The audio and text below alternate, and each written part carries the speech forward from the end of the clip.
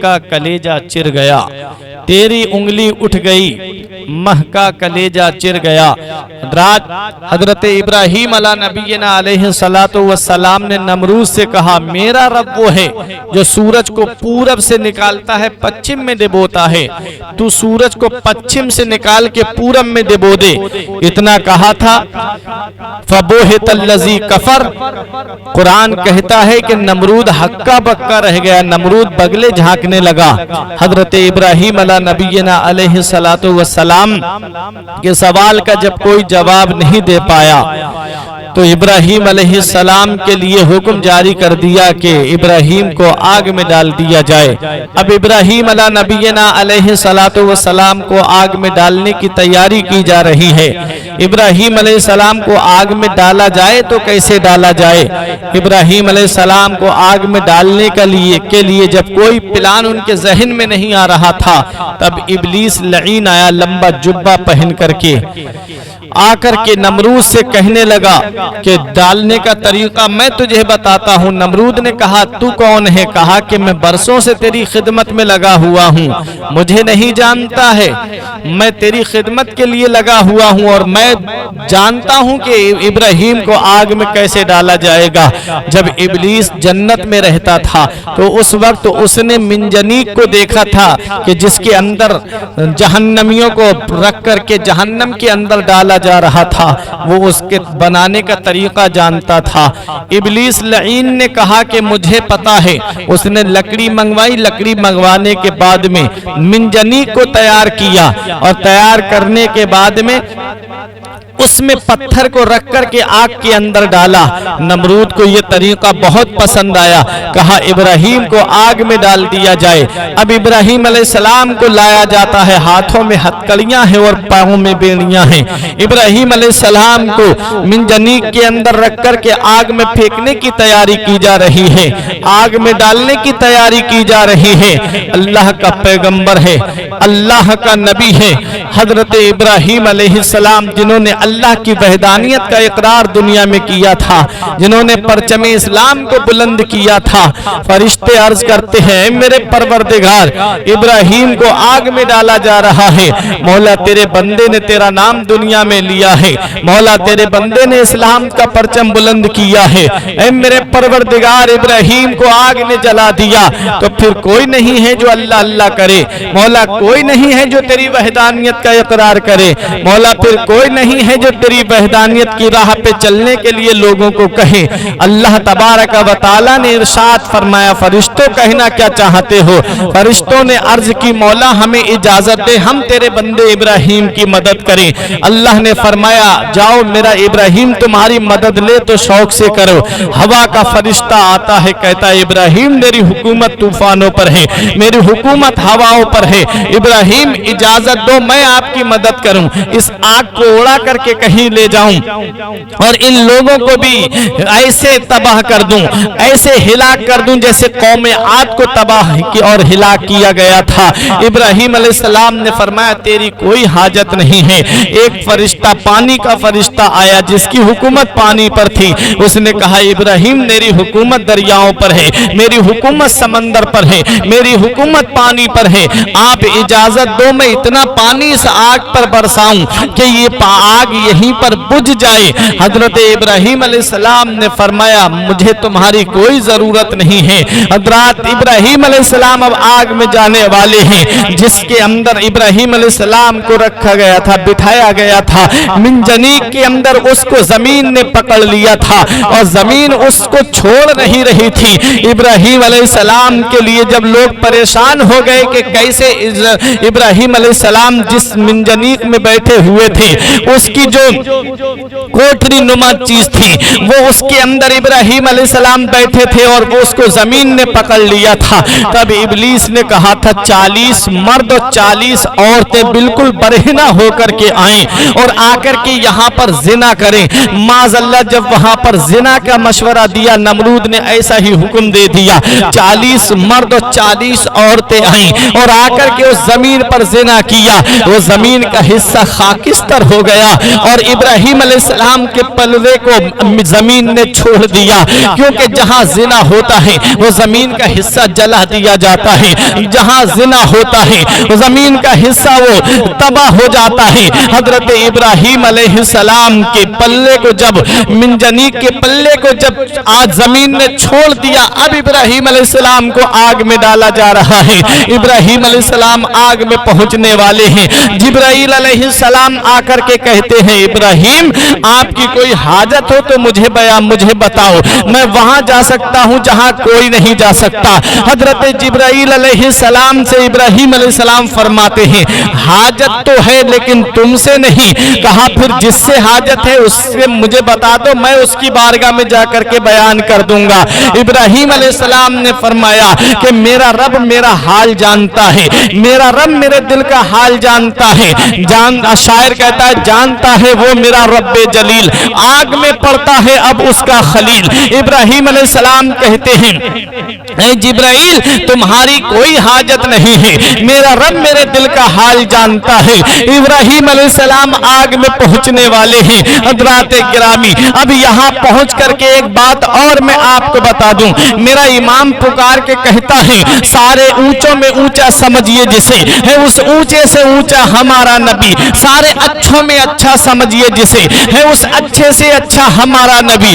جبرائیل علیہ السلام نے کہا ابراہیم علیہ السلام سے کہ تمہاری کوئی حاجت ہو تو میرے سامنے بیان کرو، میں وہاں جا سکتا ہوں جہاں کوئی نہیں جا سکتا۔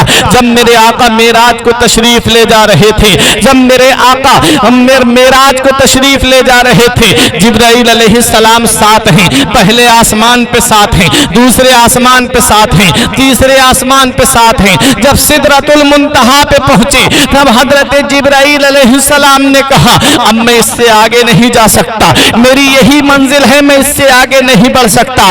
اگر بال کے پر کے برابر بھی میں آگے بڑھا تو رب کی تجلی سے میرے پر جل جائیں گے۔ ابراہیم علیہ السلام نے کہا تھا، ابراہیم علیہ السلام سے جبرائیل علیہ السلام نے کہا تھا کہ میں وہاں جا سکتا ہوں جہاں کوئی نہیں جا سکتا۔ سدرہ پہ میرے آقا جبرائیل علیہ السلام سے ارشاد فرماتے ہیں اے جبرائیل یاد کرو وہ بات جو تم نے میرے دادا ابراہیم سے کہی تھی کہ میں وہاں جا سکتا ہوں جہاں کوئی نہیں جا سکتا۔ اے جبرائیل سنو، آج تمہاری کوئی حاجت ہو تو میرے سامنے بیان کرو، میں وہاں جا سکتا ہوں جہاں تو بھی نہیں جا سکتا ہے۔ جبرائیل علیہ السلام نے کہا ہاں آقا میری ایک تمنا ہے، ہاں آقا میری ایک آرزو ہے، ہاں آقا میری ایک خواہش ہے۔ کہا کیا ہے؟ تب حضرت جبرائیل علیہ السلام نے کہا آقا میری تمنا یہ ہے کہ جب کل پل صراط سے آپ کی امت گزر رہی ہو تو آپ مجھے اجازت دے دیں کہ میں اپنے نورانی پروں کو بچھا دوں اور آپ کی امت میرے پروں پر سے آسانی کے ساتھ گزر جائے۔ میرا امام پکار کے کہتا ہے پل سے اتارو راہ گزر کو خبر نہ ہو، پل سے اتارو راہ گزر کو خبر نہ ہو، جبریل پر بچھائیں تو پر کو خبر نہ ہو۔ اہل صراط روح امی کو خبر کریں، جاتی ہے امت نبوی فرش پر کریں، کل کے رضا ہے خنجر خونخوار برق بار، اعدا سے کہہ دو خیر منائے نہ شر کریں۔ حضرات تو حضرت ابراہیم علیہ نبینا علیہ السلام سے حضرت جبرائیل علیہ السلام نے کہا آپ کی کوئی حاجت ہو تو بیان کرو، میں وہاں جا سکتا ہوں جہاں کوئی نہیں جا سکتا۔ سدرۃ المنتہا سے آگے جب میرے آقا بڑھ رہے تھے تب میرے آقا نے ارشاد فرمایا جبرائیل تم نے میرے دادا ابراہیم سے کہا تھا کہ میں وہاں جا سکتا ہوں جہاں کوئی نہیں جا سکتا۔ جبرائیل اس سے آگے میں جا رہا ہوں، تمہاری کوئی حاجت ہو تو بیان کر دو، میں وہاں جا سکتا ہوں جہاں تم بھی نہیں جا سکتے۔ حضرات گرامی مدینے والے مصطفیٰ کا مرتبہ تمام انبیاء میں افضل و اعلیٰ ہے۔ اعلیٰ حضرت فرماتے ہیں سب سے اولا و اعلیٰ ہمارا نبی، سب سے بالا و بالا ہمارا نبی، قرن و بدلی رسولوں کی ہوتی رہی، چاند بدلی کا نکلا ہمارا نبی، سب چمک والے اجلوں میں چمکا کیے، اندھے شیشوں میں چمکا ہمارا نبی، کون دیتا ہے دینے کو منہ چاہیے، دینے والا ہے سچا ہمارا نبی۔ حضرت ابراہیم علیہ السلام آگ میں پہنچنے والے ہیں۔ اللہ تبارک و تعالی نے آگ کو حکم دیا۔ اللہ کا قرآن کہتا ہے قُلْنَا يَنَارُ كُونِي بَرْدًا وَسَلَامًا عَلَى ابراہیم، اے آگ میرے ابراہیم پر ٹھنڈی اور سلامتی والی ہو جا، اے آگ میرے ابراہیم پر ٹھنڈی اور سلامتی والی ہو جا۔ آگ ابراہیم علیہ السلام کے لیے گلزار ہو گئی، اس کے اندر جنتی تخت بچھا دیا گیا، پھلواڑیاں لگ گئیں، ابراہیم علیہ السلام کے لیے ایک مسند آئی، اس پر ابراہیم علیہ السلام بیٹھے۔ ابراہیم علیہ السلام کا ایک شبی آیا جو ابراہیم علیہ السلام کی ہوا کر رہا تھا، پنکھا جل رہا تھا۔ حضرت ابراہیم علیہ السلام آگ کے اندر بڑے آرام سے ہیں۔ حضرات گرامی، حضرت ابراہیم علیہ نبینا علیہ السلام آگ کے اندر ہیں۔ نمرود کی بیٹی جس کا نام رغفہ تھا، اس نے سوچا کہ لاؤ دیکھوں، جب چھت پر چڑھی اس نے سوچا لاؤ دیکھوں ابراہیم کو آگ نے جلا دیا ہے کہ نہیں جلایا ہے۔ جب اوپر سے دیکھا تو ابراہیم علیہ السلام بڑے آرام سے آگ کے اندر بیٹھے ہوئے ہیں اور ایک آپ کا شبی آپ کی ہوا جل رہا تھا۔ اللہ تبارک و تعالی نے جنت سے فرشتوں کو بھیج دیا تھا ابراہیم علیہ السلام کی خدمت کرنے کے لیے۔ اس لڑکی نے کہا، رغفہ نے کہا، اے ابراہیم آپ کو آگ نے نہیں جلایا؟ آپ نے فرمایا نہیں۔ کہا کس نے تم کو بچایا؟ کہا میرے اس رب نے مجھے بچایا ہے جس نے مجھے پیدا کیا ہے، تجھے پیدا کیا ہے اور نمرود کو پیدا کیا ہے۔ اس لڑکی نے کہا کیا میں بھی تمہارے پاس آ سکتی ہوں؟ ابراہیم علیہ السلام نے فرمایا ہاں آ سکتی ہے، لیکن تجھے اس سے پہلے کلمہ پڑھنا پڑے گا۔ اس نے کہا کیا کلمہ ہے؟ آپ نے فرمایا پڑھ لا الہ الا اللہ ابراہیم خلیل اللہ، یہ کہے اور آ کر کے آگ میں کود پڑ۔ حضرت ابراہیم علیہ السلام نے جب یہ کہا تو اس لڑکی نے یہ کلمہ پڑھا اور آگ کے اندر چھلانگ لگا دی، آگ کے اندر پہنچ گئی، اس کو بھی آگ نے نہیں جلایا۔ حضرات گرامی، حضرت ابراہیم علیہ نبینا علیہ السلام ہیں کہ آگ کے اندر تقریباً 7 دن یا 8 دن تک آپ رہے، اس کے بعد آپ آگ سے باہر تشریف لاتے ہیں۔ سارے لوگ حیران رہ گئے کہ ابراہیم علیہ السلام کو آگ نے نہیں جلایا۔ یہ دیکھ کر کے بہت سے لوگ ابراہیم علیہ السلام کے دین میں مشرف اسلام ہو گئے، آ گئے لوگ ابراہیم علیہ السلام دین ابراہیمی میں داخل ہو گئے۔ حضرت ابراہیم علیہ السلام نے اس جگہ کو چھوڑ دیا۔ ابراہیم علیہ نبینا علیہ السلام وہاں سے چلے، آپ نے ہجرت کی ملک شام کی طرف، بابل کو چھوڑ دیا اور آپ ملک شام کی طرف ہجرت کرتے ہیں۔ آپ کے ساتھ میں آپ کی بیوی حضرت سارہ ہیں، اور حضرت سارہ کو اللہ نے وہ حسن عطا فرمایا تھا، حضرت سارہ کو اللہ نے وہ خوبصورتی عطا فرمائی تھی۔ حضرت سارہ کے دور میں کوئی بھی ان سے زیادہ حسین و جمیل نہیں تھا۔ حضرت یوسف علیہ السلام کو جو حسن ملا ہے وہ حضرت سارہ کے حسن کا ایک حصہ ہے، حضرت سارہ کے حسن کا ایک حصہ ہے۔ ذرا سوچو تو صحیح، حضرت یوسف علیہ السلام کا حسن، جس کے حسن کو دیکھ کر کے مصر کی عورتوں نے انگلیاں کاٹ لی تھی، حضرت سارہ کے حسن کا ایک پرتو ہے حضرت یوسف علیہ السلام کا حسن۔ اللہ اکبر، حضرت سارہ بڑی حسین و جمیل تھی، اور ساتھ میں حضرت لوط علیہ السلام بھی ہیں۔ اب یہ بابل کو چھوڑ کر کے ملک شام کی طرف ہجرت کر رہے تھے، راستے میں مصر کی سرزمین پڑتی ہے۔ مصر کی سرزمین کا جو بادشاہ تھا وہ بڑا ظالم و جابر بادشاہ تھا۔ وہ بادشاہ نے یہ اعلان کر دیا تھا کہ اگر کسی لڑکی کی شادی ہوگی تو پہلے اس لڑکی کو میرے حرم میں لایا جائے گا، پھر اس کے بعد وہ لڑکی اپنے شوہر کے پاس جائے گی۔ اور اس کے جگہ جگہ چوکیدار، اس کے نمائندے بیٹھے ہوئے تھے، شہر کے مختلف کونوں پر اس نے چوکیدار لگا دیے تھے کہ اگر کوئی حسین و جمیل لڑکی یا عورت گزرتی ہوئی دکھے اس کو میرے محل میں حاضر کیا جائے۔ حضرت ابراہیم علیہ السلام گزر رہے ہیں، چھوٹا سا قافلہ ہے۔ حضرت سارہ کے چہرے پر جب نظر پڑی تو لوگوں نے حضرت ابراہیم علیہ السلام اور حضرت سارہ کو بادشاہ کے محل تک پہنچا دیا۔ بادشاہ نے جب حضرت سارہ کو دیکھا تو دیکھ کر کے کہنے لگا کہ ان کو میرے حرم میں پہنچا دیا جائے۔ حضرت سارہ رضی اللہ تعالی عنہا بادشاہ کے حرم میں ہیں۔ حضرت ابراہیم علیہ السلام نے کہا کہ یہ میری بہن ہے، پھر بھی بادشاہ نہیں مانا۔ آپ نماز شکرانہ پڑھنے کے لیے کھڑے ہو گئے۔ حضرات گرامی، رب کی عبادت کر رہے ہیں ابراہیم علیہ السلام، اللہ کی عبادت کر رہے ہیں، نفل نماز پڑھ رہے ہیں۔ اللہ تبارک و تعالی نے ابراہیم علیہ السلام کے لیے پورے محل کو شیشے کی مثل کر دیا تھا۔ آپ باہر سے اندر کا منظر دیکھ رہے تھے۔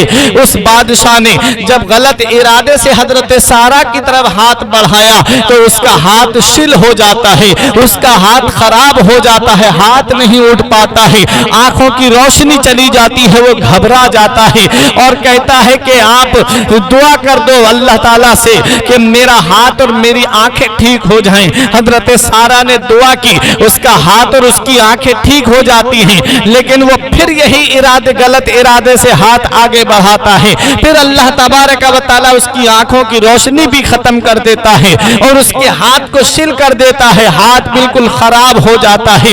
اس نے پھر معافی مانگی۔ حضرت سارہ رضی اللہ تعالیٰ عنہ نے پھر دعا کی۔ حضرات گرامی، اس بادشاہ نے اپنی ایک باندی کو حضرت سارہ کی خدمت کے لیے دیا تھا اور کہا تھا ہاں اجرو کے، یہ تمہارے لیے ایک اجر ہے، ایک تحفہ ہے۔ اسی دن سے وہ باندی دی گئی، اس لیے ان کا نام ہاجرہ پڑ گیا تھا۔ حضرت ہاجرہ رضی اللہ تعالی عنہا، حضرت سارہ اور حضرت ابراہیم علیہ السلام اور حضرت لوط علیہ السلام چھوٹا سا قافلہ لے کر کے جب مصر سے آگے بڑھتے ہیں تو ایک جگہ آتی ہے مؤتفقات، وہاں پر حضرت لوط علیہ السلام رک جاتے ہیں۔ اللہ تبارک و تعالی نبوت کے منصب سے سرفراز فرماتا ہے، حضرت لوط علیہ السلام کی ڈیوٹی لگ جاتی ہے، آپ وہاں پر خدمت کرتے ہیں، آپ وہاں پر رب کی وحدانیت کا اعلان کرتے ہیں، آپ وہاں پر رب کی وحدانیت کی طرف لوگوں کو بلا رہے ہیں۔ حضرت ابراہیم علیہ السلام ملک شام کی طرف چل دیتے ہیں اور جب آپ ارض مقدس میں پہنچتے ہیں، ابراہیم علیہ نبینا علیہ السلام نے حضرت سارہ رضی اللہ تعالی عنہ کے پاس میں جب آپ تھے تب حضرت سارہ نے ابراہیم علیہ السلام سے عرض کی، حضور میں چاہتی ہوں کہ آپ ہاجرہ سے نکاح کر لیں۔ تو حضرت سارہ کے بطن مبارک سے کوئی اولاد نہیں تھی۔ حضرت ہاجرہ سے جب نکاح ہو جاتا ہے ابراہیم علیہ السلام کا، تب حضرت ابراہیم علیہ السلام نے رب کی بارگاہ میں دعا کی۔ آپ عمر کی آخری دہلیز پر تھے، تب اپنے رب کی بارگاہ میں دعا کرتے ہیں، رب حبلی من الصالحین، اے میرے پروردگار مجھے نیک بیٹا عطا فرما دے۔ حضرت ابراہیم علیہ السلام نے دعا کی، رب حبلی من الصالحین، اے میرے رب مجھ کو نیک بیٹا عطا فرما دے۔ نیک بیٹے کے لیے دعا کر رہے ہیں ابراہیم علیہ السلام، تو پتہ چلا جب اولاد نیک ہوتی ہے تو ماں باپ کی عزت کا سبب بنتی ہے، اولاد جب نیک ہوتی ہے تو ماں باپ کی نیک نامی کا سبب بنتی ہے، اولاد جب نیک ہوتی ہے تو ماں باپ کا نام دنیا میں روشن کرتی ہے، اولاد جب نیک نہیں ہوتی ہے تو ماں باپ کی بدنامی کا سبب بنتی ہے۔ اس لیے جب بھی دعا مانگا کرو، حضرت ابراہیم علیہ السلام کی دعا کے وسیلے سے دعا مانگا کرو، مولا ہمیں بھی نیک اولاد عطا فرما، مولا ہمیں بھی نیک بیٹا عطا فرما، کیونکہ اولاد جب نیک ہوگی تو قرآن پڑھنے والی ہوگی، اولاد جب نیک ہوگی تو نماز پڑھنے والی ہوگی، اولاد جب نیک ہوگی تو نبی پہ درود پڑھنے والی ہوگی، اولاد جب نیک ہوگی تو نبی کی شریعت کی پابند ہوگی، اولاد جب نیک ہوگی تو مدینے والے مصطفیٰ کی سچی غلام اور وفادار ہوگی، اولاد جب نیک نہیں ہوگی تو وہ ماں باپ کی بدنامی کا سبب بنتی ہے، ماں باپ کی بدنامی کا ذریعہ بنتی ہے اور ماں باپ کا سر شرم سے جھک جاتا ہے اولاد کی وجہ سے۔ حضرات گرامی، آج میں آپ کو بتاتا ہوں نیک اولاد کا کیا صلہ ملتا ہے۔ حضرت عیسیٰ علیہ نبینا علیہ السلام کا گزر ایک قبر کی طرف سے ہوتا ہے، آپ نے دیکھا کہ قبر کے اندر عذاب ہو رہا ہے۔ حضرت اس واقعے کو علامہ رازی علیہ الرحمن نے تفسیر کبیر کے اندر لکھا ہے۔ بسم اللہ شریف کے فضائل میں آپ لکھتے ہیں کہ جب عیسیٰ علیہ السلام قبر کے قریب سے گزرے، آپ نے دیکھا قبر کے اندر عذاب ہو رہا ہے۔ آپ کچھ دن کے بعد واپس تشریف لاتے ہیں، اس کی قبر میں رحمت و نور کی بارش ہو رہی ہے، اس کی قبر بقعہ نور بنی ہوئی ہے، اس کی قبر جنت کے باغوں میں سے ایک باغ بنی ہوئی ہے۔